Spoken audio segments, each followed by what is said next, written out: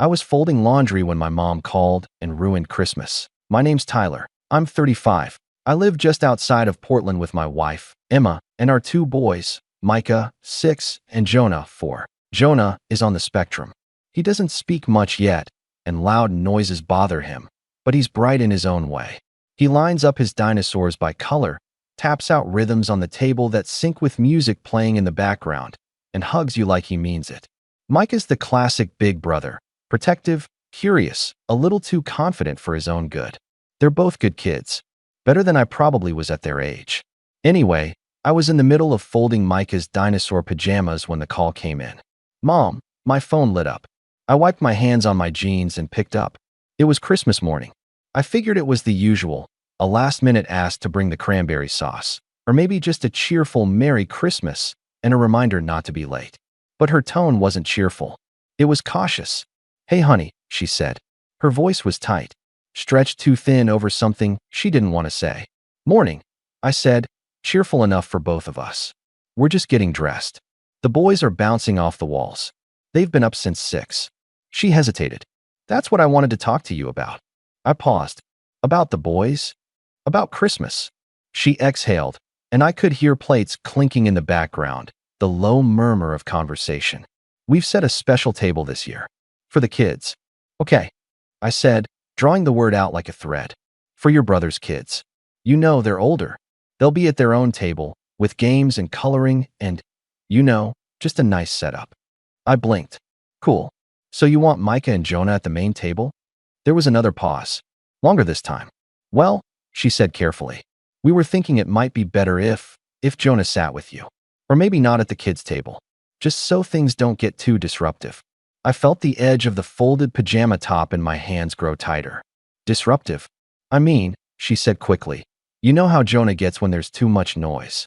Or if someone takes his toy. It's Christmas, Tyler. We don't want the other kids overwhelmed." I didn't respond. I just looked down at the pajamas and felt my jaw tighten. She continued, as if sensing the silence meant she needed reinforcements. "Your brother's kids are used to certain routines. It's been a hard year for them with the move and the divorce, and then I heard it. A second voice, faint but unmistakable. My dad. He must have taken the phone or was standing nearby. "Tyler," he said, loud enough now to be on speaker. "Listen, it's probably best if you guys just sit this one out. Less stress for everyone. Especially for Jonah." There it was. They said the quiet part out loud. I didn't yell. I didn't argue. I didn't say what I wanted to. That they were treating my son like a problem. Like a messy corner they didn't want in their perfect little holiday setup. Instead, I just said, "Understood." Then I hung up. Calm. Controlled. Emma came down the stairs holding a wrapped gift. "Everything okay?" she asked, reading my face instantly. I lied. "Change of plans. We're staying in this year." She tilted her head, eyes narrowing. "Seriously?" I forced a smile. "Yup. Might be nice. Just us." We didn't tell the boys. We made cinnamon rolls, opened presents, and watched old cartoons in our pajamas. Jonah lined up his dinosaurs by the tree. Micah made them talk in silly voices. Emma put on Christmas jazz, and we danced in the living room. I tried to act like everything was fine, but I kept glancing at my phone. By noon, I had 31 missed calls, mostly from my parents. A few from my younger sister, Megan. 2 from my brother, David. There was a video chat request. I didn't answer. Then came the voicemail. I let it play once while sitting on the edge of the bed. Then I played it again, this time with my hands slowly covering my mouth. At exactly 47 seconds in, my dad said something that made the air go still. It wasn't loud. It wasn't shouted. It was calm. Offhand. Like he didn't even realize the weight of the words as they came out of his mouth. But I heard them. Every syllable. And just like that, something inside me shifted. The part of me that always let things slide went quiet. And the part of me that kept receipts, that part woke up. I listened to that voicemail at least 10 more times. Each time, it hit a little harder. The part that got me wasn't even what he said. It was how he said it. Like it was normal. Like it was obvious. At 0:47, my dad chuckled. That's what made me look up. A quiet, dismissive laugh. Like he was talking about someone else's problem. "She should have known better than to let Tyler bring that kid," he said. "I mean, the boy doesn't belong at a family gathering. Not like this. That kid. That boy. Not Jonah. Not his grandson. Just That kid. I sat there for a long time, phone in my lap, staring out the window at our snow-covered lawn while Micah raced a Hot Wheels car down the hallway. Emma peeked in once, saw my face, and didn't ask. She just quietly left a cup of coffee on the nightstand and walked away. The rest of the day passed in a blur. I smiled when I needed to, laughed when it felt right. But inside, something was unraveling. A thread that had been tugged at for years, slowly, invisibly, until now. By the time the boys went to bed and Emma curled up next to me with a book, I was already down a rabbit hole, listening to old voicemails, scrolling through years of group texts, looking back at birthday photos and realizing something I'd never fully seen before. Jonah was never really in them. Micah, yes. Micah was easy. He posed. He grinned. He said please and thank you and played nicely with his cousins. He fit. But Jonah? He was usually in the background.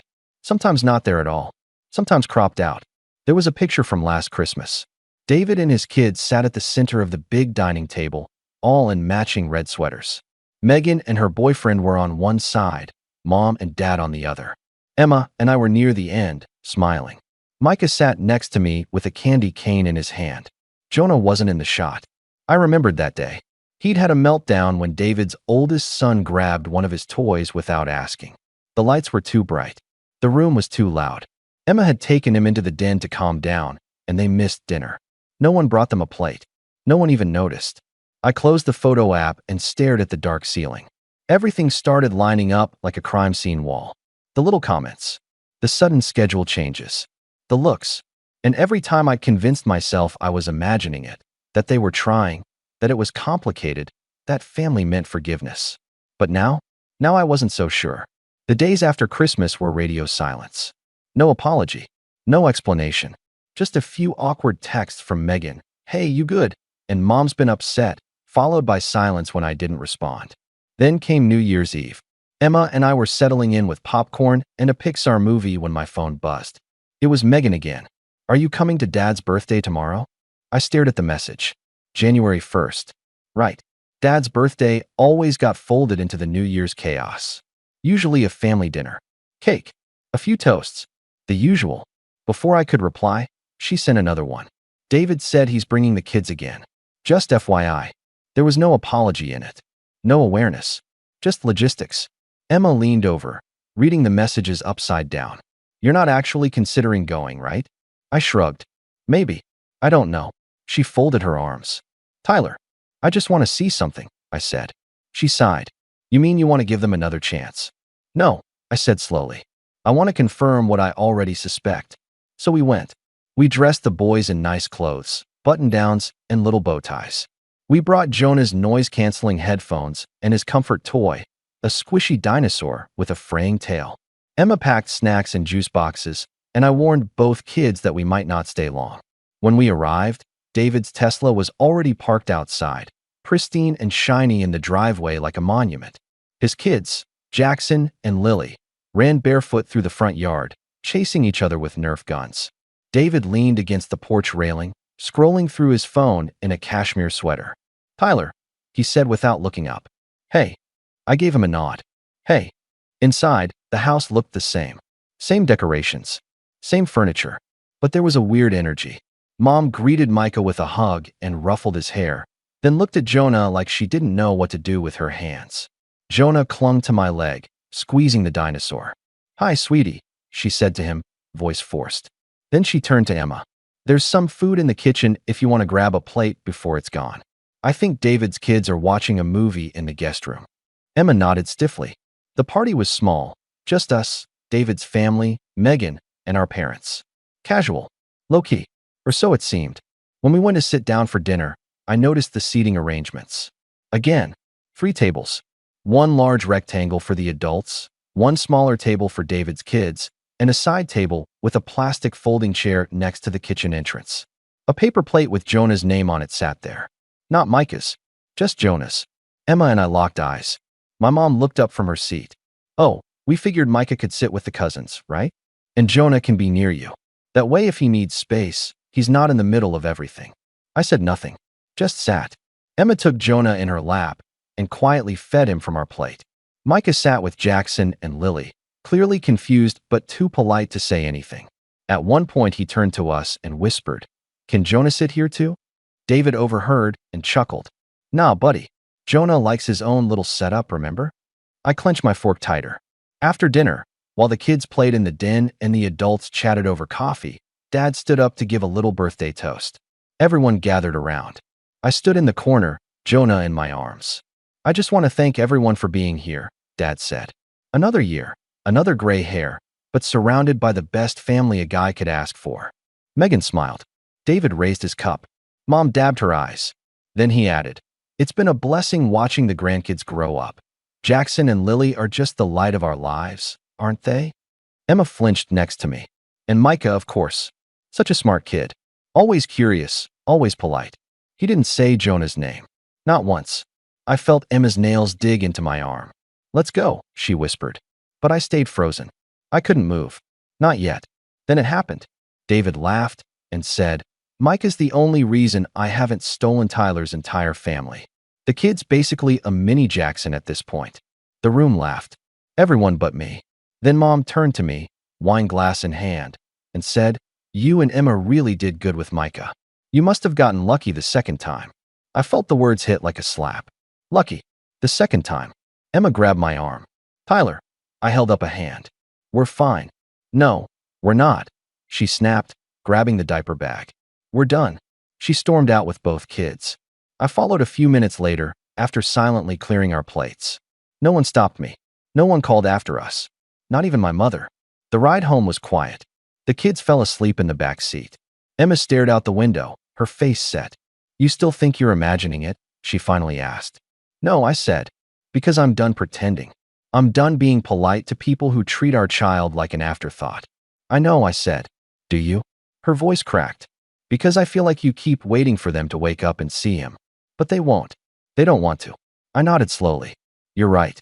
Something broke that night. The cord that had tethered me to some imagined version of my family. The one where I was the overlooked son, but still a son, still part of something, snapped." I spent the next week quietly removing myself from group chats. I unfollowed my parents on social media. I declined every call from Megan.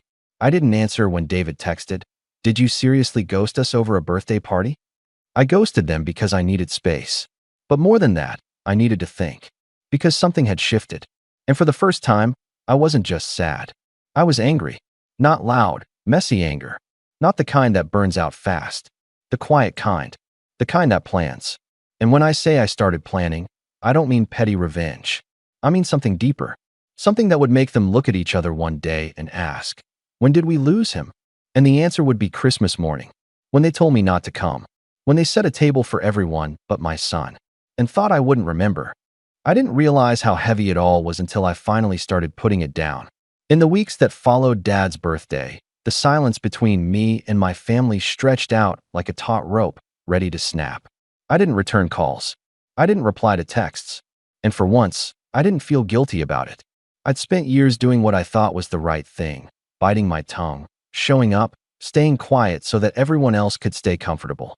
But comfort had never been extended to Jonah, or to Emma, or to me, really. Still, there was a weight to the distance. Like I'd stepped off the edge of something familiar and was now floating through new air. Untethered. Unsure. It wasn't freedom yet. It was just space. And in that space, I began to see the full picture. The accumulation of small cuts I'd ignored for years, thinking they were part of being the black sheep. I wasn't always the outsider. Growing up, I was the firstborn, the quiet one, the one who followed the rules. David, 2 years younger, was the golden child, louder, funnier, star athlete. Megan, the baby, was doted on like a rare flower. I was somewhere in the middle. Respected, but not celebrated. Expected to hold things together when things fell apart. Especially after my dad's back injury forced him into early retirement, and I took over helping with bills at 19 while working nights and attending college part-time. They all used to praise me for being so responsible. But responsibility without affection just starts to feel like being used.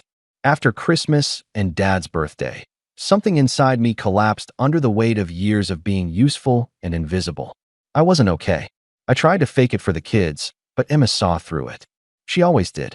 One night, after I sat on the couch staring blankly at a paused episode of a show I didn't care about, Emma knelt in front of me.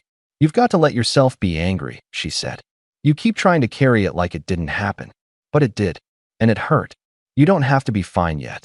I looked at her. This woman who never once made Jonah feel like he was less than, who fought battles I didn't even see. And I broke. Not loudly. Not with tears and gasps. I just leaned forward, pressed my forehead to hers, and whispered, "I think I'm so used to being hurt by them that I stopped noticing."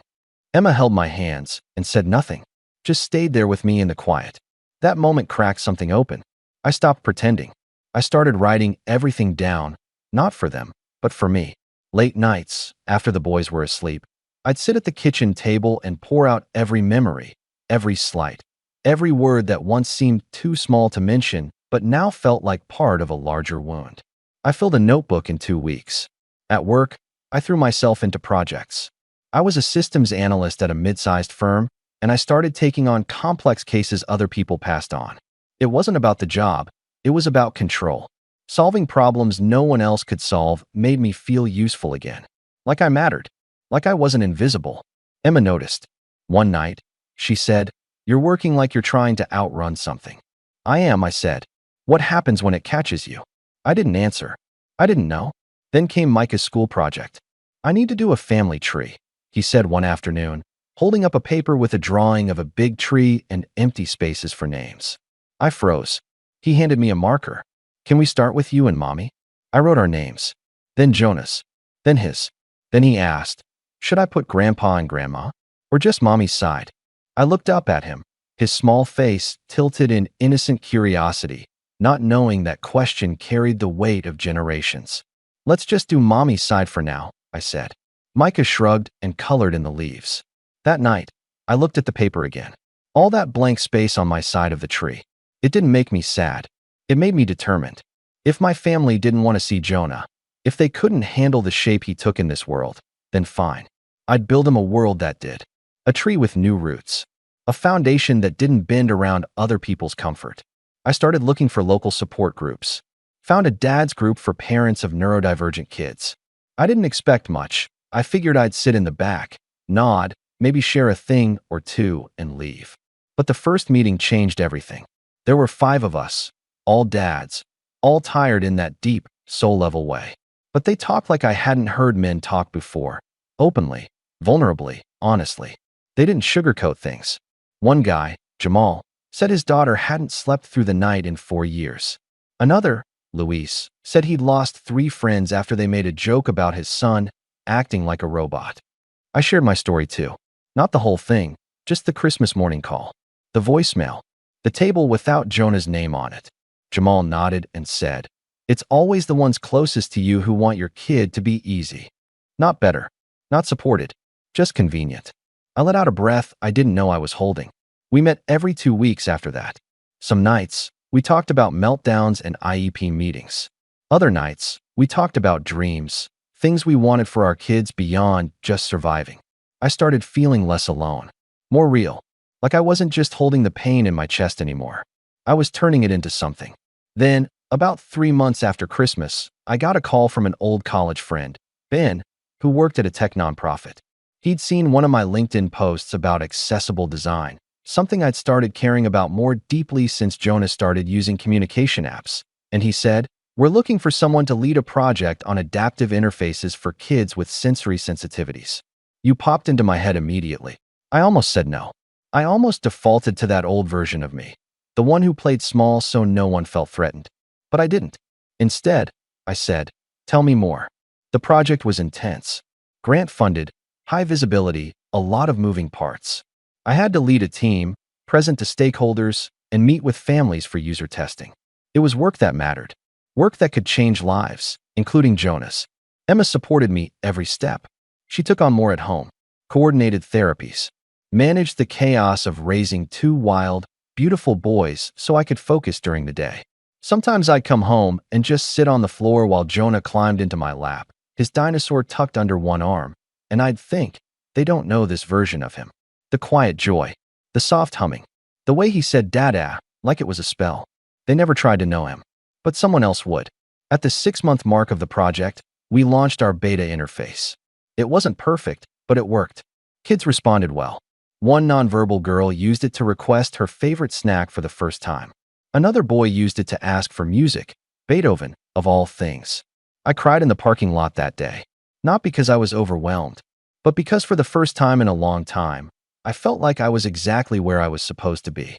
That weekend, Emma suggested we take new family photos. Just us. In the park near our house, under the cherry blossoms.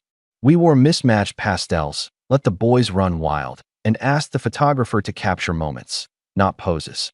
When I saw the final shots, I felt something shift again.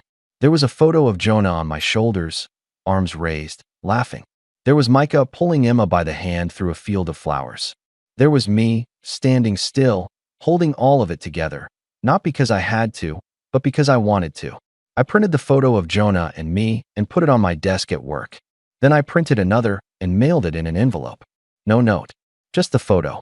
To my parents' house. I don't know if they opened it. I don't care. This part wasn't for them. It was for me. Because by the time summer rolled around, I realized something that changed everything. I hadn't lost my family. I'd just finally seen them for who they were. And in doing so, I found the strength to build something better. Not in spite of the pain, but because of it. But just when I thought the distance had settled into something permanent, the silence broke. On Jonah's birthday, a small envelope in the mailbox. No return address.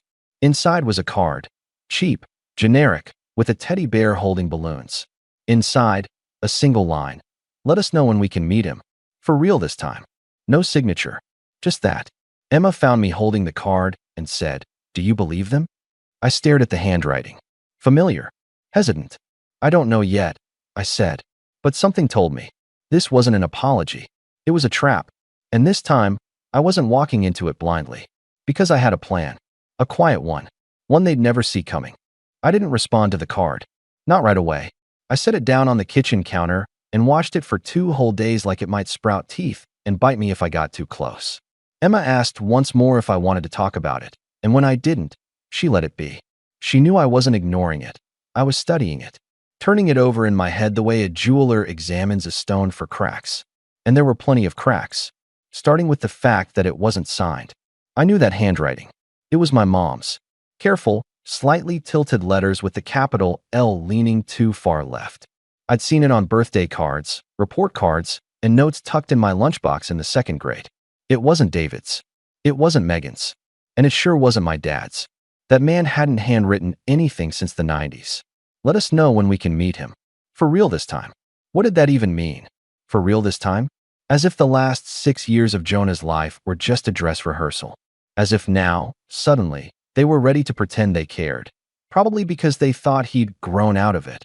Or because they felt the growing weight of their absence in the photo albums. Or maybe they just realized how quiet the house was with only David's kids visiting now and then. But their sudden curiosity didn't feel like growth. It felt like guilt wrapped in a paper-thin apology. Still, the message wasn't what lingered in my head. It was the timing. The card arrived the morning after I posted a photo of our family picnic on LinkedIn, a post that had unexpectedly gone semi-viral. It was just a casual snapshot. Jonah laughing with Micah, juice boxes and watermelon rinds scattered across a blanket. The caption was simple. Different isn't less. Our boys remind us every day that love doesn't have a normal. Grateful for the journey. Even the hard parts. I didn't expect much. But then came the comments. Hundreds. Then thousands. Parents. Teachers. Siblings. Neurodivergent folks themselves. The post got picked up by a nonprofit, and the photo ended up in a carousel of images celebrating Neurodiversity Awareness Week. And just like that, my inbox exploded. Then, magically, so did my parents' interest in meeting Jonah again. Coincidence? Maybe. But my gut said otherwise. And for once, I decided to trust my gut. I wasn't going to respond out of emotion. I'd done that before. It always ended the same. Guilt, arguments, awkward silences. No, this time, I'd do things differently. I wasn't the same person they last dismissed. And Jonah sure wasn't the same silent toddler they shuffled to the side table. We'd changed, grown, leveled up, and they hadn't noticed. That was their first mistake. Their second mistake? Leaving it up to me when they could meet him. Because now I had time. Time to plan. Time to think. Time to remind them exactly what they missed and make sure they felt it. That was the setup. But before I could start, I needed allies. The first person I called was Megan, not because I trusted her, but because I needed to know where she stood. She answered on the second ring, sounding surprised. Tyler. Hey, I said. Got a minute? Yeah, of course. Wow, I wasn't expecting. I mean, it's been a while. It has. There was a pause. I could hear the whirring of a dishwasher behind her. Maybe a television in another room. How's the family? She asked. Good. Busy. Jonah just turned 7. Wow. 7 already. I let the silence speak for itself. She cleared her throat. Listen, I know things got weird. I tried to call around Christmas, but I didn't know what to say. That's the thing, Meg. None of you ever do. I'm sorry, she said quietly. I really am. I believe you, I said. And in that moment, I did. Another pause. Then she asked, Did you get the card? I smirked. So it was you. No, she said. It was Mom. But she asked me what to say. I told her not to send anything unless she meant it. And I don't know. I think she's trying. Or maybe she's just scared. She keeps saying she wants to see the boys before it's too late. Too late for what? I asked. Megan didn't answer. That was enough for me. I thanked her, said goodbye, and hung up. Next, I reached out to Ben, the guy who'd brought me into the nonprofit project. I told him I had an idea for a short video series. Something personal, honest. A glimpse into parenting a neurodivergent child, not through a clinical lens, but a human one. Ben was all in. We've been needing content like that, he said. Real stories, not just infographics. You'd be the perfect voice for it. So we started filming. It wasn't flashy. Just me, Emma, and the boys at home, living life. Making pancakes, managing meltdowns, celebrating small wins, like Jonah learning to use his tablet to say outside, or Micah helping his brother line up toy trains. We talked about everything. The guilt, the grief, the grace. We didn't sugarcoat anything. Emma was hesitant at first. She didn't want our kids turned into a narrative for someone else's growth. But once she saw the raw footage, the quiet moments that never made it into mainstream stories, she was on board. This isn't about them, she said. This is for the families who feel alone, the way we used to. The videos gained traction, slowly at first, then faster.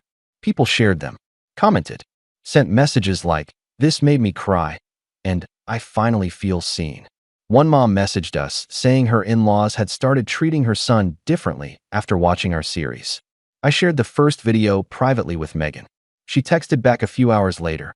I had no idea. I mean, I knew, but I didn't know. Exactly. My parents didn't comment, didn't text, but I saw Mom view the video on Facebook. Twice. Then came the event. Ben's nonprofit hosted a spring gala every year, part fundraiser, part awareness campaign. This year, they asked me to speak, to share our story, live, on stage. I said yes, not because I wanted the spotlight, I hated public speaking, but because I wanted control of the narrative. My narrative, Jonah's narrative. No more waiting for people to catch up or apologize. This time, they'd hear it all. From me. 2 weeks before the gala, Emma and I sent out invitations. Real ones. No cardstock from a drugstore aisle. We went full, black tie formal. Cream envelopes, gold foil lettering, RSVP links. We invited friends, colleagues, parents from our support group, teachers, therapists, even the neighbor who always gave Jonah extra time to process when saying hello. And, yes, we invited my family. We addressed it to Robert and Elaine Holloway. No mom and dad. Just names. Facts. It was petty and precise. We sent it on a Monday. By Wednesday, Megan texted, "So they're coming." I didn't reply. Instead, I focused on rehearsing my speech. It wasn't just about Jonah. It was about everything. The years we spent trying to fit into someone else's mold. The pressure to make our child less himself so others could feel more comfortable. The grief of being excluded. The beauty of building something new. I included the Christmas story. The table that wasn't set for Jonah. I didn't name names. But I didn't have to. They'd know. And when the night came, I was ready. I stood backstage in a crisp navy suit, clutching a note card with bullet points I barely needed. My hands shook a little, but not from fear, from purpose. Emma squeezed my hand and whispered, "You're about to change someone's life tonight." Then the curtain parted. I stepped onto the stage. The lights were warm. The room quieted. Somewhere near the middle, I saw them, my parents, sitting stiffly in the second row, faces unreadable. I looked past them, past the doubt, the shame. The years of silence. I looked toward the people who'd walked with us in the hard seasons. And I spoke. Not for revenge. Not yet. But for truth. And when I finished, the room rose. People clapped. Some cried. But my parents? They stayed seated. Stone still. Good. They were finally listening. And I wasn't done yet. They didn't speak to me after the speech. Not that night. Not the next day.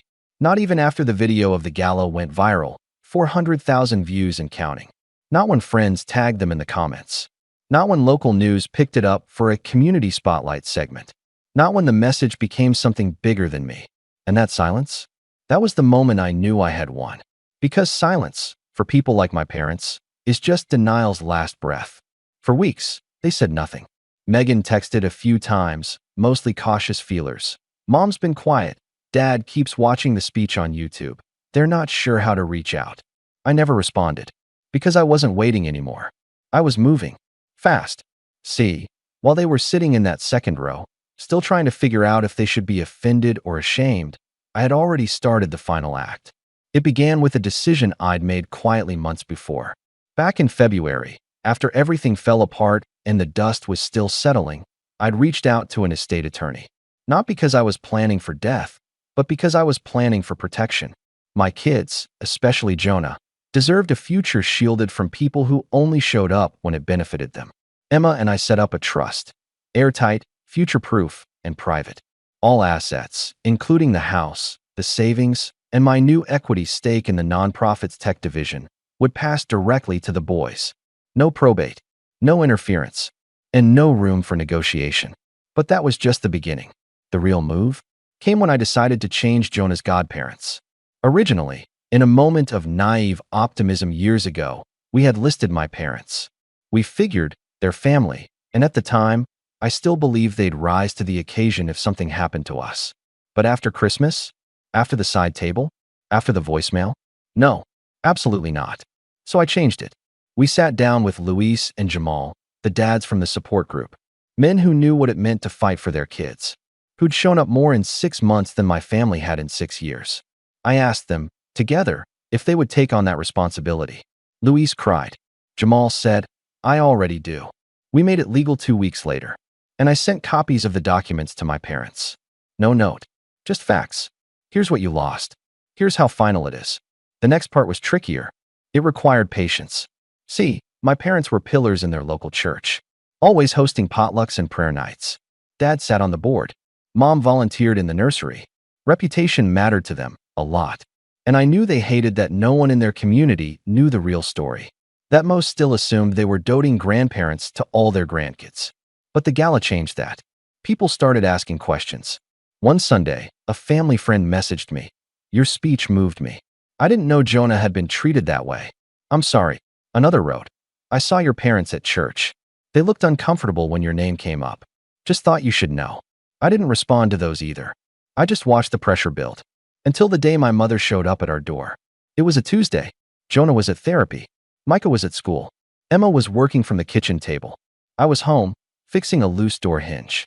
The doorbell rang. I opened it, wrench still in hand. And there she was. Elaine Holloway. My mother. She looked smaller. Not physically, but emotionally. Like someone who'd finally realized she wasn't in control of the narrative anymore. Tyler, she said softly. I didn't invite her in.